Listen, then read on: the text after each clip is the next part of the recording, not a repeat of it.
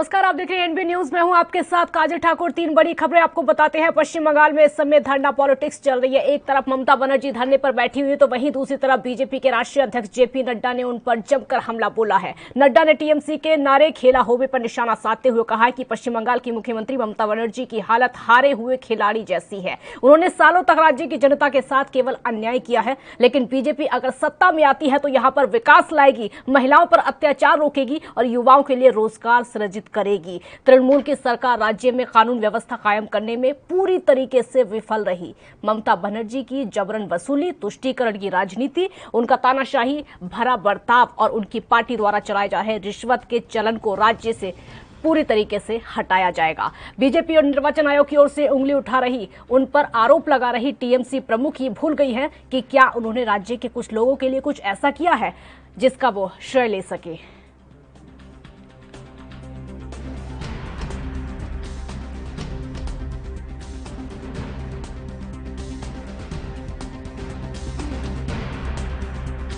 देखिए, हमारा approach last man contact है और उसके लिए हम चुनाव के प्रचारों में हर एक तरीके से लगे हैं। ये चुनाव में 8 फेज का चुनाव है, इसलिए नैरेटिव सेट हो चुका है और नरेशन के बारे में लोगों ने बहुत कुछ जान लिया है।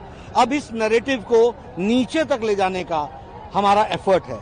तो ये जो 4 फेजेस बचे हैं, इसमें हम हर एक जगह छोटी छोटी सभाएं करके, पथ सभा से लेकर के कॉन्टैक्ट पॉइंट, रोड शो, इसके माध्यम से हम अपनी बात को पहुंचाने का प्रयास कर रहे हैं। और बाय एंड लार्ज प्रधानमंत्री जी की क्योंकि बड़ी सभाएं हुई हैं जिसमें नैरेटिव सेट हुआ है, उसको हम नीचे ट्रांसलेट करने के लिए हम लगे। देखिए, ये इलेक्शन कमीशन एक इंडिपेंडेंट बॉडी है, उन्होंने कुछ बातों को देख करके किया होगा, लेकिन ममता जी का जो पोजीशनिंग है वो ये है कि उनकी सुनो तो सब सही, वो ना सुनो तो सब गलत, और वही सच्ची हैं और बाकी सब सच्चे नहीं है, ऐसा नहीं है। This is a black day for Indian democracy. A black day for Indian democracy. When you can't beat us, you ban us. এটা গণতন্ত্রের কালো দিন, সত্যি এটা গণতন্ত্রের কালো দিন। আমাদের ইলেকশনে হারাতে পারবে না, তাই আমাদের ব্যান করে। হিন্দি। आज भारतीय लोकतंत्र के लिए एक काला दिन है, ब्लैक डे फॉर डेमोक्रेसी, क्योंकि आप लोग इलेक्शन में हम लोग को हरा सकते नहीं हरा सकते हो, उसलिए क्या करते हो, बैन करते हो। तब से उनका दिमाग खराब हो गया। वो बार बार लोगों को उकसा करके चुनाव को बाधित करने का प्रयास कर रहे हैं, चुनाव कमीशन को टारगेट कर रहे हैं, ईवीएम को लूटने के लिए बोल रहे हैं, जो एंटी सोशल हैं उनको उतार दिए हैं, सेंट्रल फोर्स को अटैक करे बार बार। उसका परिणाम हुआ कि इतने लोगों की जाने गई है। इसकी पूरी जिम्मेदारी ममता बनर्जी की है और इसीलिए उनको से अलग करना है। लेकिन दुर्भाग्य से चुनाव कमीशन का निर्णय न मानते हुए और आस्था में उतर कर आंदोलन कर रही है, जो पार्लियामेंट के कानून के खिलाफ आंदोलन कर रही है, जो संविधान के खिलाफ सुप्रीम कोर्ट के साथ आंदोलन की है। मुझे लगता नहीं कि वो इस प्रकार कानून मानेंगे। एक मुख्यमंत्री को इस प्रकार शोभा नहीं देता है। आज धरना पर बैठेंगी, हो जिंदगी भर धरना बैठी है, आगे भी धरना बैठना पड़ेगा, उसको प्रैक्टिस करें। तो बंगाल चुनाव में धरना पॉलिटिक्स इस समय चल रही है। पश्चिम बंगाल की मुख्यमंत्री ममता बनर्जी पर बैन लगा हुआ था 48 घंटे का कि वो चुनाव प्रचार ना कर सके, लेकिन वो बैन अब खत्म हो चुका है, धरना प्रदर्शन भी खत्म हो चुका है। ममता बनर्जी ने मुस्लिम तुष्टीकरण की राजनीति की थी, ये बीजेपी का आरोप था, क्योंकि एक मंच से उन्होंने साफ तौर पर कहा था कि मुस्लिमों के वोट बंटने नहीं चाहिए, जिसके बाद बीजेपी ने इलेक्शन कमीशन से शिकायत की और ममता बनर्जी पर 48 घंटे प्रचार करने का बैन लगा दिया। ममता बनर्जी प्रचार नहीं कर रही हैं 48 घंटे से, जिसके चलते गुस्सा तृणमूल कांग्रेस के नेताओं का लगातार देखने को मिल रहा है। लेकिन जेपी नड्डा का कहना है कि ममता बनर्जी की हालत एक हारे हुए खिलाड़ी जैसी हो चुकी है, जिसके चलते वो लगातार ड्रामा कर रही हैं, पैर में चोट लगने का, धरना प्रदर्शन का और बंगाल के लोगों की सिंपैथी गेन करने का। अमित शाह की आज चुनावी जनसभा थी, उनके अलावा जेपी नड्डा की भी चुनावी जनसभा आज पश्चिम बंगाल में थी। पूरी कोशिश की जा रही है कि 200 पार का नारा जो है उसको साकार किया जा सके। टीएमसी 10 साल से लगातार राज कर रही है पश्चिम बंगाल में और सत्ता वापसी एक बार फिर से ममता बनर्जी पश्चिम बंगाल में करना चाहती है, लेकिन बीजेपी ममता बनर्जी के इरादों को पस्त करते हुए बंगाल की सत्ता में काबिज होना चाहती है। हालांकि 200 पार का नारा दोनों ही पार्टियां दे रही हैं। सीधी टक्कर है पश्चिम बंगाल में इस समय ममता वर्सेस मोदी। बीजेपी ने पूरी की पूरी कैबिनेट इस समय पश्चिम बंगाल में उतार कर रख दी है सिर्फ ममता बनर्जी से सामना करने के लिए। ममता बनर्जी एक इकलौता चेहरा है, एक अकेला चेहरा, स्टार प्रचारक कहा जा सकता है, पार्टी की टीएमसी की सुप्रीमो उनको कहा जा सकता है या फिर पश्चिम बंगाल के मुख्यमंत्री उनको कहा जा सकता है।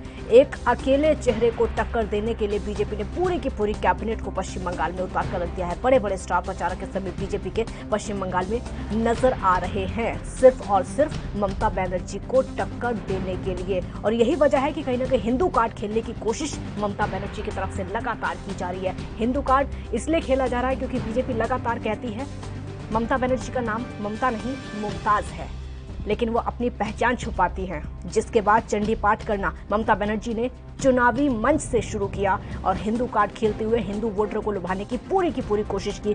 अगर दोनों ही पार्टियों को देखें तो लगभग आस्था, धर्म और जाति की राजनीति वहां पर देखने को मिल रही है। परिवर्तन का सिर्फ नाम है, विकास का सिर्फ और सिर्फ नाम है। ना तो परिवर्तन के जैसा वहां पर कुछ है और ना ही विकास के जैसा वहां पर कुछ है। ममता बनर्जी 10 सालों तक राज कर चुकी है पश्चिम बंगाल में, लेकिन कुछ वहां की जनता को हासिल नहीं हो पाया। ये बीजेपी का कहना है। परिवर्तन होगा तो इस बार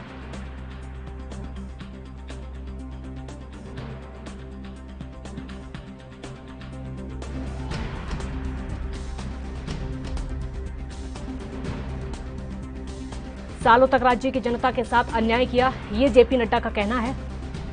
10 साल तक ममता बनर्जी की सरकार पश्चिम बंगाल में रही है, उसके बावजूद वहां ना तो विकास हुआ है ना ही इंडस्ट्री है।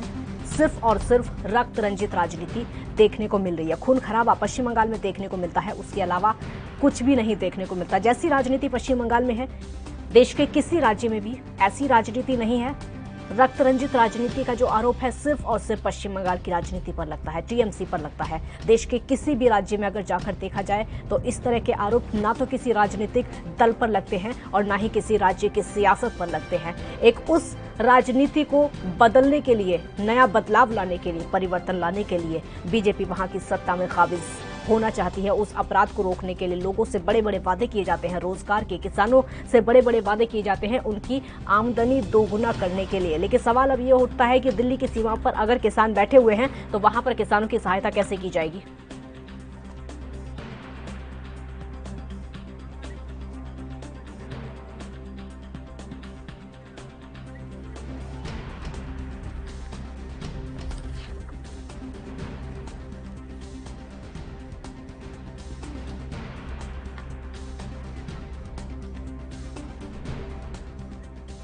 तो बंगाल चुनाव में धरना पॉलिटिक्स इस समय चल रही है, वार पलटवार। टीएमसी का नारा है खेला होवे। पश्चिम बंगाल में खेल करने की बात टीएमसी की तरफ से, ममता बनर्जी की तरफ से लगातार की जाती है कि इस बार पश्चिम बंगाल में खेला होगा। अब तक ना तो ममता बनर्जी को किसी भी चुनाव में चंडी पाठ करते हुए देखा गया था और ना ही गोत्र बताते हुए देखा गया था, लेकिन जैसे ही वहां पर बीजेपी के स्टार प्रचारक जाते हैं, जय श्री राम के नारे वहां पर लगाए जाते हैं, जय बजरंगबली के नारे लगाए जाते हैं, उसका पलटवार करते हुए ममता बनर्जी हिंदू कार्ड खेलते हुए नजर आती हैं।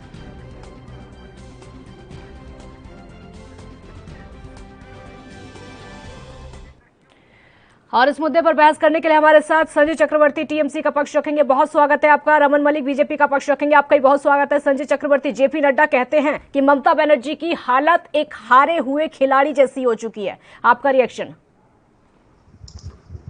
दरअसल इन्होंने पूरी की पूरी कवायद उतार दी है, पूरी सेना उतार दी है अपनी, लेकिन एक महिला को हराने के चक्कर में इन्होंने पूरा का पूरा सेंट्रल गवर्नमेंट इस समय सिर्फ और सिर्फ उनका फोकस बंगाल पे है और उनको हराने के लिए साम दाम दंड भेद हर तरह की नीति को अपनाने की कोशिश भी की गई।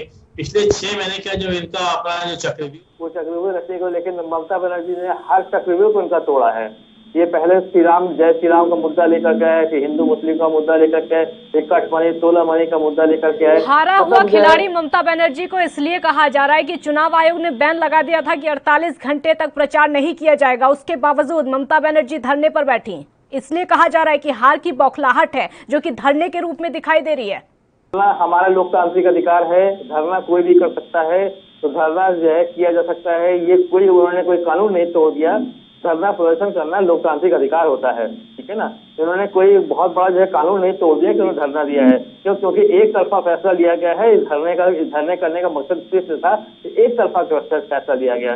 क्योंकि अगर ममता दीदी अगर दोषी है तो प्रधानमंत्री जी कम दोषी नहीं है। उन्होंने भी वही बात की जो ममता दीदी ने कही है। उन्होंने भी वही बात कही है कि हमें 70% अगर मैं वोट हिंदुओं से मैं कहूँ तो चुनाव मेरे पीछे पड़े, लेकिन उन्होंने बात तो कह दिया ना, उन्होंने नाक को सीधे ना पकड़ के उन्होंने घुमा के पकड़ लिया, बात तो वही हो गई ना। तो इसमें जो है मोदी जी क्लीन शीट पा गए और ममता जी जो है सजा पा गए, ये कौन सा कानून है। तो ये पूरी तरीके से चुनाव आयोग जो है एक तरफा जो है गेम खेल रहा है, सिंपल वे से। ठीक है, आपका जवाब रमन मलिक से लेंगे।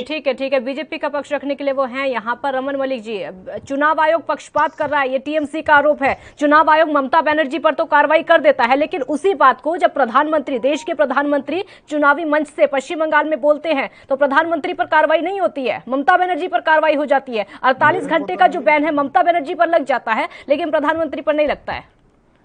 मेरे को नहीं लगता कि प्रधानमंत्री जी ने कोई भी ऐसी बात करी हो जिसमें आचार संहिता का उल्लंघन हो।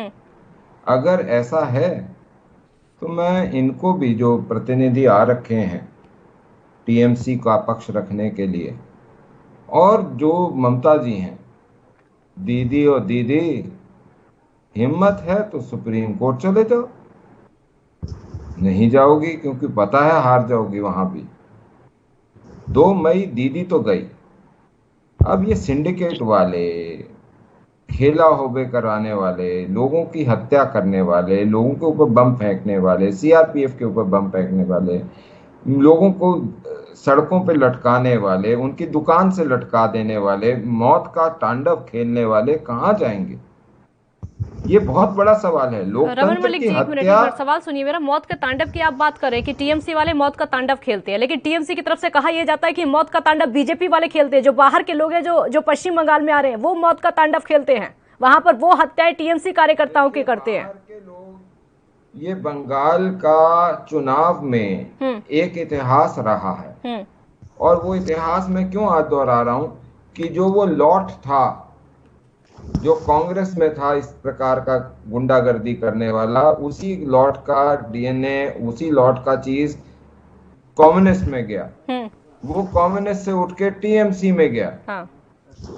वो भाजपा में नहीं आएगा, क्योंकि तुष्टीकरण की राजनीति और राजनीति के साथ साथ देश विरोधी नीति और जय श्री राम से चढ़ना और ऊट पटांग की हरकतें करना, एक राष्ट्रीय पार्टी के राष्ट्रीय अध्यक्ष को ऊट पटांग लफ्ज बोलने, ये उनकी बौखलाहट दिखाता है। और उनके जो सिपह सालार है ना, जो उनको राष्ट्रीय पार्टी के जो स्टार प्रचारक, एक मिनट रमन मलिक जी, राष्ट्रीय पार्टी के जो स्टार प्रचारक जाते हैं पश्चिम बंगाल में, हिंदू कार्ड तो खेल लेते हैं, वहां पर हिंदू वोटर को लुभाने की तो पूरी कोशिश कर लेते हैं। बात नहीं है कि बंगाल के अंदर दुर्गा पूजा के लिए तो पाबंदियां लग जाए, मुहर्रम के लिए ना लगे, ये कहाँ का इंसाफ है? ममता बानो तो ठीक है, ममता दीदी गड़बड़ हो जाती है, बानो तक तो ठीक चलती हैं, लेकिन दीदी बनते ही बेगानी हो जाएंगी, ऐसे क्यों? और तीसरी चीज, बहुत बड़ी बात बोलता हूँ मैं, आज आपसे ये पूछना चाहता हूँ कि केंद्र के द्वारा दी गई कोई भी स्कीम जो जनहित की, गरीब के हित की हो, पिछले के हित की हो, दलित के हित की हो, या कम आय के व्यक्ति जो हैं उनकी हित की हो, वो दीदी क्यों नहीं उनको पहुंचने? ठीक है, आपका जवाब दे रहे हैं संजय चक्रवर्ती, आपका जवाब दे रहे हैं। ठीक है, आती हूँ आपके पास, बोलिए। शांति से सुनिएगा मेरी बात को। अभी ये डीएनए की बात करें कि वो कांग्रेस से जो है लेफ्ट में आया, लेफ्ट से टीएमसी में आया, और टीएमसी से ट्रांसफर होकर आपके पास भी चला गया है। अगर आप इतने लोग हैं, आप इतने विशुद्ध लोग हैं, इतना ड्राई क्लीनर है आप लोग, तो टीएमसी के लोगों को लेकर के आपने उनको टिकट क्यों दिया? आपको टिकट नहीं देना चाहिए था। सागर लाखला घोटाले के लोगों को आपने टिकट दे रखा है। मुझे सुनिएगा, शांति से सुनिएगा, मैं आपको शांति से सुन रहा था, ठीक है ना। तो आपने भी उसी डीएनए को अपना लिया है, इसका मतलब दंगा करा, फिर आप सुन नहीं रहे ना, सुन लीजिए। आप दंगा कराने वाले लोगों को आप अपने पास रख करके बैठे हुए हैं, यानी कि डीएनए आपके पास ट्रांसफर हो चुका है। और आप लोगों का क्या है कि आपके यहाँ पे एक प्रचलन है कि सुबह का गुंडा अगर शाम को बीजेपी ज्वाइन करे तो वो गुंडा नहीं आता, वो देश भक्त हो जाता है। ये आप लोगों का एक नारा है। एक तरीके से आप लोग जितना भी हिंदू कार्ड, आप जय श्री राम जय श्री राम जय श्री राम के नारे लगा के आपने जो काम किया है पिछले 7 साल के अंदर। ठीक है रमन मलिक जी, आपका जवाब दे रहे हैं, समय की भी कमी, लास्ट रिएक्शन उनका भी लेना होगा, बोलिए। देखिए साहब, मैं आपको जो आप ये वॉशिंग मशीन और जो मशीन की बात कर रहे हैं ना, वो आपको बता दूं कि पंजाब की सरकार बोलती है कि एक गुंडा छटा हुआ उसको 19 बीमारियां, चल नहीं सकता, और वही गुंडा पंजाब से जब यूपी पहुंचता है अपने गंतव्य स्थान पे तो पैदल चल के जाना शुरू हो जाता है। बंगाल के बारे में नहीं कर पाएंगे साहब, क्योंकि आपको सिंडिकेट में पैसे खाने होते हैं। तो अभी आप ही के भाजपा के विधायक जो हैं, आपके कुलदीप सिंह सेंगर, बंगाल पर वापस आ जाइए, पंजाब पर मत जाइए। बंगाल पर डिबेट पंगाल पर हो रही है, पंजाब पर मत जाइए। डिबेट पंजाब पर भी नहीं है, उत्तर प्रदेश पर भी नहीं है, बंगाल पर वापस आ जाइए। इलेक्शन बंगाल में हो रहे इस समय, ना तो पंजाब में हो रहे, ना ही उत्तर प्रदेश में हो रहे। बता रहा हूँ मैडम, अभी आप हाथरस का कांड भूल चुके हैं। अरे आप बताइए ना, अगर आप उठाएंगे तो हमारे पास बोली थी ना, एक ऐसी वॉशिंग मशीन में पड़ा 2 दिन में ठीक हो गया। हमारे पास भी है कि मैं एक करके बता रहा हूँ। बंगाल के बारे में बात करिएगा, सिर्फ और सिर्फ बंगाल के बारे में बात करिएगा। हाँ, तो बंगाल के बारे में बात कर रहा हूँ, फिक्र मत करिए। जिस तरीके से आप बीजेपी का राज, एक एक करके बोलेंगे तो समझ आएगा, दोनों साथ में बोलेंगे तो समझ नहीं आएगा। 1 मिनट, एक एक करके बोलिए, एक एक करके बोलिए, एक एक करके बोलेंगे तो ज्यादा अच्छा। आपकी पार्टी की छवि खराब होगी, दोनों लोग साथ में बोलेंगे, बीजेपी की छवि खराब होगी, टीएमसी की भी। एक साथ बोले तो ठीक है, एक एक करके सुन लीजिए। संजय चक्रवर्ती, अपनी बात पूरी करिए पहले, उसके बाद आपको जवाब देती हूँ। हम आपको बता दें, आपके जनरल नॉलेज टेस्ट करने के लिए बता दें कि ममता दीदी ने किसानों को पिछले 8 साल में 10,000 रुपए सालाना वो देती हैं। ये आपको पता नहीं होगा, बस सुन लीजिए, आपको और बढ़ेगा, ज्ञान बढ़ेगा। 18 से लेकर के 60 साल की उम्र तक 2 लाख का बीमा है वहाँ पे, और बीमा की राशि जो है वो सरकार भरती है। ये आप लोग नहीं जानेंगे। आपको जो आप योजना के बारे में बता रहे हैं, आपके स्वास्थ्य योजना के बारे में बता रहे हैं, 2013 से 5 लाख का इंश्योरेंस का योजना हमारे यहाँ पे चलता है, ऑलरेडी चल रहा है। एक ही योजना 2-2 लाख नहीं दिया जा सकता है, इसलिए वहाँ पे रुका पड़ा है इस चीज को लेकर के, और इसको आप लोगों ने मुद्दा बना रखा है। और सिंपल में संजय चक्रवर्ती, ठीक है, सवाल सुनिए मेरा, ठीक है। अगर इतनी योजनाएं, ठीक है, अगर इतनी योजनाएं राज्य सरकार की चल रही है, फिर डर क्यों है, फिर बौखलाहट क्यों है? नहीं, हमें कोई बौखलाहट नहीं। बौखलाई ये है, दीदी तो दीदी कहीं सरकार ममता केंद्र सरकार की पूरी तरीके से होने वाली है। इस बात का सबसे ज्यादा डर है, लोगों को साम दाम दंड भेद हर तरीके से वैक्यूम बना रहे हैं, ये दिखाने की कोशिश करेंगे हम जीत रहे हैं। अरे 2 मई बीजेपी गई, 2 मई बीजेपी गई, चलिए बीजेपी जाएगी और ममता जाएगी, वो तो 2 मई को ही पता चलेगा। अब से भविष्यवाणी अगर करेंगे तो उससे कोई फायदा होगा नहीं। 2 मई को बीजेपी जाएगी या फिर ममता गई, वो तो तभी पता चलेगा। रमन मलिक जी जवाब दीजिए, आपका जवाब दे रहे हैं, दोनों एक साथ मत बोलिए, समझ नहीं आएगा। आपकी सरकार भी जाएगी, केंद्र की सरकार जाएगी, ये सरकार जाएगी, आप चिंता ना करिए। अरे ममता दीदी के अंदर ऐसे धोक हो रहा है, वो पीछे बताते हैं दादा, आप इसीलिए जो है पीछे बताते हैं, इसलिए 100 पीछे बताना है, अमित शाह जी करवा रहे हैं, पीछे बताना है कि ममता दीदी के अंदर धोक होता है, क्योंकि आपकी हालत खराब है ऐसे करके। ऐसे हमारी हालत नहीं है, आपकी तो ऐसे पीछे से तेज में बता दिया, आप लोग हालत खराब है। इतना क्यों जलते हो दादा? अगर ममता दीदी जीत गई तो प्रधानमंत्री की जलती वाली है, आप लोगों ने इसे 8 चरण तो चुनाव करवाया है। आप दोनों ही पार्टियों की बौखलाहट दिखाई दे रही है, दोनों ही पार्टियों की, किसी एक की नहीं। पश्चिम बंगाल में कैसी हालत है ना, दोनों ही पार्टियों की बौखलाहट, जितनी डरी हुई बीजेपी है उतनी डरी हुई टीएमसी भी है। ये दोनों पार्टियों के जो नेता यहाँ पर बैठे हुए हैं ना, उससे पता चल रहा है कि दोनों ही पार्टियों में बौखलाहट है, किसी एक में नहीं है। आप उसको काउंटर करने की कोशिश कर रही हो, ये ऐसे मत करो, ये एंकरिंग नहीं। दोनों ही पार्टियों में बोलिए, दोनों ही पार्टियों में बौखलाहट तो दिखाई दे रही है। आप अपना, ठीक है रमन मलिक जी, आप बोलिए, एक एक करके बोलेंगे तो ज्यादा अच्छा होगा।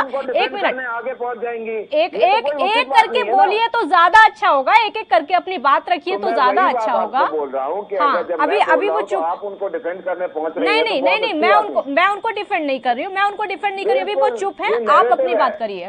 वो खुद बैठे अपनी पार्टी का पक्ष रखने के लिए, मैं क्यों डिफेंड करूंगी किसी को? वो जो क्लब हाउस के टेप आए थे, जिसके अंदर पीके जो है विशुद्ध पत्रकारों को बता रहे थे कि अंदर हालात कैसे हैं, वो क्यों भूल जाते हो? वो जो पी के रखा हुआ था वो अंदर से बता रहा था कि दीदी की क्या हालत है। अब आगे आप बात करिए कि जिस प्रकार से एक व्यक्ति अपने पांव टूटने की बात करता है, और मेरे पास टेप है, बोलिए तो मैं आपकी चैनल को भेजूं, जहां वो उसी पांव को ऐसे ऐसे करके हिला रही हैं, डोला रही हैं, पांव के ऊपर रख के बैठ रही हैं। ये नई बात क्या है? पांव टूटा हो, नई बात क्या है? अगर आप किसी ऑर्थोपेडिक डॉक्टर से पता संजय चक्रवर्ती, बीच में मत बोलिए, आप बीच में मत बोलिए, पहले उनकी बात पूरी होने दीजिए। आप बोल रहे हैं ना, आपको पूरा समय मिला है ना, पहले उनकी बात पूरी होने दीजिए। संजय चक्रवर्ती, आप आती हो आपके पास। हांडी है ये, काठ की हांडी कितनी बारी दीदी चलाएगी? नहीं चल पाएगी दीदी।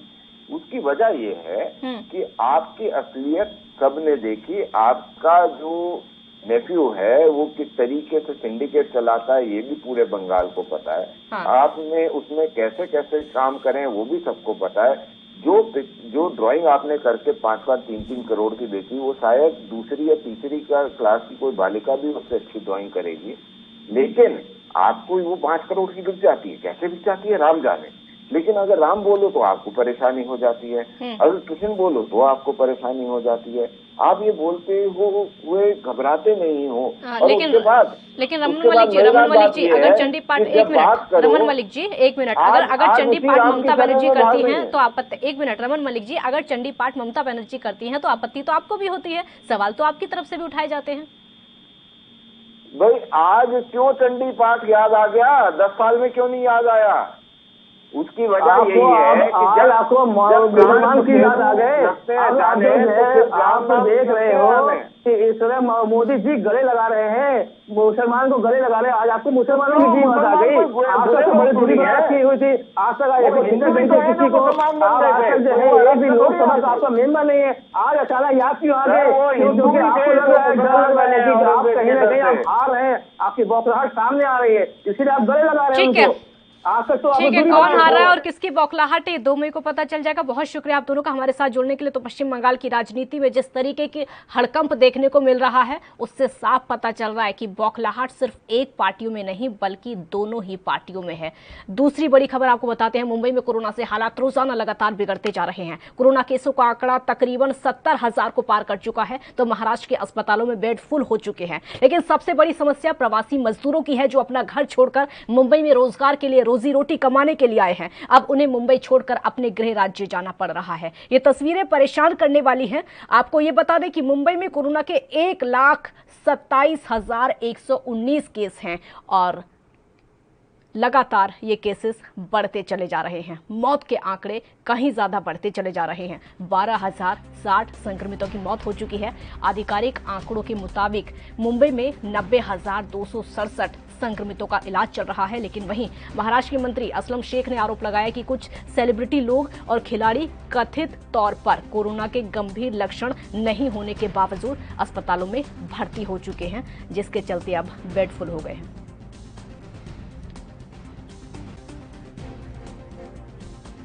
तो कोरोना के केसेस लगातार बढ़ते चले जा रहे हैं। माइग्रेंट्स की समस्या और ज्यादा बढ़ गई है, क्योंकि उनको इस समय अपने घर वापस जाना पड़ रहा है। मुरारी संवाददाता हमारे साथ इस समय फोन लाइन पर जुड़ चुके हैं। मुरारी, मुंबई के हालात कैसे हैं कोरोना को लेकर? क्योंकि सबसे ज्यादा जो परेशानी है वो प्रवासी मजदूरों को इस समय हो रही है, जो कि मुंबई में रोजगार पाने के लिए आए थे। अब उनको वापस जाना पड़ रहा है, जो कि तस्वीरें लगातार हम दिखा रहे हैं। बिल्कुल सही कहना है। मुंबई के कुर्ला रेलवे स्टेशन की बात करें, सीएसटी की बात करें, छत्रपति शिवाजी टर्मिनस की, या फिर बांद्रा और बोरीवली रेलवे स्टेशन से, तो इस समय प्रवासी मजदूर हैं उनकी भीड़ साफ तौर पर देखी जा रही है और बड़े पैमाने पर स्टेशन के बाहर जो है कि मजदूर अपने गाँव के लिए पलायन करते हुए दिख रहे हैं। क्योंकि 24 घंटे में महाराष्ट्र में 7,212 मामले पॉजिटिव केस पाए हैं, जो चिंता का विषय है। महाराष्ट्र सरकार जो है असंभव प्रयत्न कर रही है। महाराष्ट्र के मुख्यमंत्री उद्धव ठाकरे ने आज लाइव फेसबुक कर उन्होंने जनता से अपील की है और जो कुछ नियम गाइडलाइन बनाए गए हैं उसमें सहयोग की अपील की है। तो कहीं न कहीं जो हालत बिगड़ रहे हैं उसे सुधारने के लिए हर संभव प्रयत्न किया जा रहा है, लेकिन कहीं से कोई राहत नहीं मिल रही है। मंत्री असलम शेख की तरफ से कहा गया है कि कुछ सेलिब्रिटी ऐसे हैं जो कि अस्पतालों में भर्ती हो चुके हैं, उनमें कोरोना के लक्षण नहीं भी हैं, सिर्फ थोड़े बहुत हैं, फिर भी वो अस्पतालों में भर्ती हो चुके हैं, जिसकी वजह से बेड की संख्या बिल्कुल भी इस समय मुंबई में नहीं बची है। कितनी सच्चाई है इसमें? देखिए काजल, अगर सच्चाई की बात करें तो वास्तव में मुंबई के प्राइवेट अस्पतालों में अब बेड नहीं बचे हुए हैं, क्योंकि लगातार हमें भी ऐसे कई फोन आते हैं कि सर आप कहीं से करा दीजिए। अस्पतालों में अगर बॉम्बे के जे वाडिया, टाटा, नायर, सुपर, ये जो बड़ी जो हॉस्पिटल है यहाँ पर तो गैलरी बेसमेंट में भी बेड लगाकर पेशेंटों को रखा गया है। बिल्कुल ठीक है, बहुत शुक्रिया आपका इस पूरी जानकारी के लिए। तो मुंबई में हालात लगातार कोरोना की वजह से बिगड़ते जा रहे हैं। जो प्रवासी मजदूर हैं वो अपने घर मुंबई छोड़कर जा रहे हैं, और वहीं कोरोना के डर को देखते हुए दिल्ली से लेकर मुंबई तक प्रवासी मजदूरों का पलायन लगातार जारी है। गुरुग्राम से भी प्रवासी मजदूर पलायन कर रहे हैं। ऐसी ही तस्वीरें ठीक 1 साल पहले सामने आई थी और पूरे देश ने देखी थी। आज फिर से हमारा देश उन्हीं परिस्थितियों में पहुंच चुका है जहां 1 साल पहले हुआ करता था। बढ़ते कोरोना के चलते अस्पतालों में बेड की संख्या गड़बड़ा गई है। राजधानी दिल्ली में कोरोना के 13,468 नए केस सामने आए हैं। वहीं पिछले 24 घंटों में कोरोना की वजह से 81 लोगों की मौत राजधानी दिल्ली में हुई है। सूबे में एक्टिव केसों की संख्या 43,510 हो चुकी है। इसके साथ ही राजधानी में संक्रमण की जो दर है 13 को पार कर चुकी है। दिल्ली में कोरोना के रिकॉर्ड लगातार टूटते जा रहे हैं और इन्हीं मामलों के बीच में 6 सरकारी और 51 प्राइवेट अस्पतालों में कोरोना मरीजों के लिए वेंटिलेटर की संख्या 0 हो चुकी है। यानी इन 5 बड़े सरकारी अस्पतालों में कोरोना मरीज के लिए एक भी वेंटिलेटर उपलब्ध नहीं है, और वहीं 66 अस्पतालों में एक भी आईसीयू बेड उपलब्ध नहीं है। नहीं, अभी कोई लॉकडाउन की ऐसे कोई स्थिति नहीं है। अभी नाइट कर्फ्यू ही सरकार ने लगाया है रात को 9 बजे से लेकर सुबह 5 बजे तक का, और उसमें भी जहां तक बात है एसेंशियल एक्टिविटीज परमिट करी ही है, तो कोई लॉकडाउन की स्थिति अभी नहीं। बड़ी खबरें फिलहाल इतना ही। देश और दुनिया की बाकी खबरों के लिए आप देखते रहिए ANB न्यूज। नमस्कार।